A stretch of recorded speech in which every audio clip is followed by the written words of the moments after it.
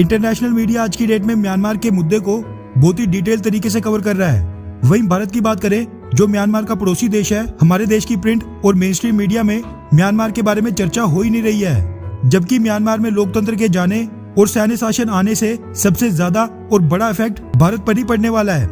अभी तक भारतीय सरकार ने म्यांमार की मिलिट्री लीडरशिप के खिलाफ कोई भी ज्यादा सख्ती नहीं दिखाई है और म्यांमार की सेना और डेमोक्रेसी सपोर्टर्स के बीच बिल्कुल न्यूट्रल रहने की कोशिश की है। हालांकि क्वाड से लेकर यूएन तक कई मंचों पर भारत ये कह चुका है कि म्यांमार में लोकतंत्र बहाल कर देना चाहिए और भारत म्यांमार में डेमोक्रेटिक प्रोसेस का समर्थन करता है। लेकिन ये भी म्यांमार आर्मी के खिलाफ कोई भी स्ट्रॉन्ग स्टेटमेंट नहीं है, क्योंकि आज की डेट में म्यांमार आर्मी खुद बोल रही है कि वो म्यांमार में अगले 1 साल के अंदर अंदर दोबारा से इलेक्शंस करवाकर एक बार फिर डेमोक्रेसी को रिस्टोर कर देंगे। वहीं अभी तक देखा जाए तो भारत ने ना ही वेस्टर्न देशों की तरह म्यांमार की सेना पर कोई सैंक्शन थोपे, ना ही म्यांमार के साथ ट्रेड और इकोनॉमिकल एक्टिविटीज रोक दी, ना ही म्यांमार के साथ लगते बॉर्डर पर लीगल तरीके से दोनों देशों के सिटीजन्स की मूवमेंट को रोका, और ना ही बाकी देशों की तरह म्यांमार में रह रहे भारतीयों को अपने देश वापस आने के लिए कहा, जो ये साफ दर्शाता है कि भारतीय सरकार आज भी म्यांमार आर्मी के साथ पेशेंस से काम ले रही है। जबकि भारत 1971 में बांग्लादेश की तरह म्यांमार में डेमोक्रेटिक प्रोसेस को अपनी सेना के दम पर रातों रात रिस्टोर कर सकता है, मगर जो भारत म्यांमार के मुद्दे पर पेशेंस दिखा रहा है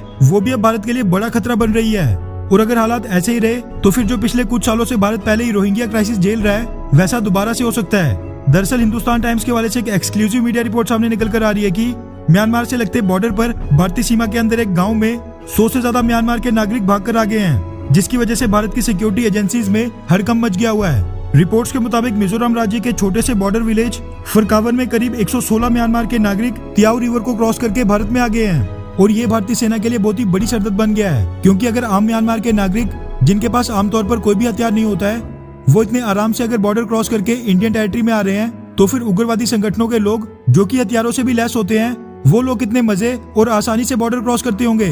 भारतीय सरकार ने म्यांमार में सैन्य तख्ता पलट के ठीक बाद ही म्यांमार से लगते पूरे बॉर्डर पर असम राइफल्स की तैनाती बढ़ा दी थी, और म्यांमार से घुसपैठ को रोकने के लिए म्यांमार से लगते राज्यों की लोकल गवर्नमेंट्स को बेहद सख्त कार्रवाई करने के आदेश दिए थे। लेकिन दिक्कत की बात यह है कि म्यांमार के साथ भारत का 1643 किलोमीटर का बॉर्डर लगता है। ऐसे में इतने बड़े बॉर्डर पर हर जगह सेना के जवानों को डिप्लॉय नहीं किया जा सकता है, क्योंकि आज की डेट में पहले ही पाकिस्तान और चाइना दोनों देशों से लगते हजारों किलोमीटर के बॉर्डर्स पर भारतीय सेना के जवान पहले से एक्टिव हैं। रिपोर्ट्स के मुताबिक ये तो फरकावन विलेज काउंसिल के प्रेसिडेंट रामलियाना ने अथॉरिटीज को इन सभी म्यांमार के नागरिकों की जानकारी दे दी है।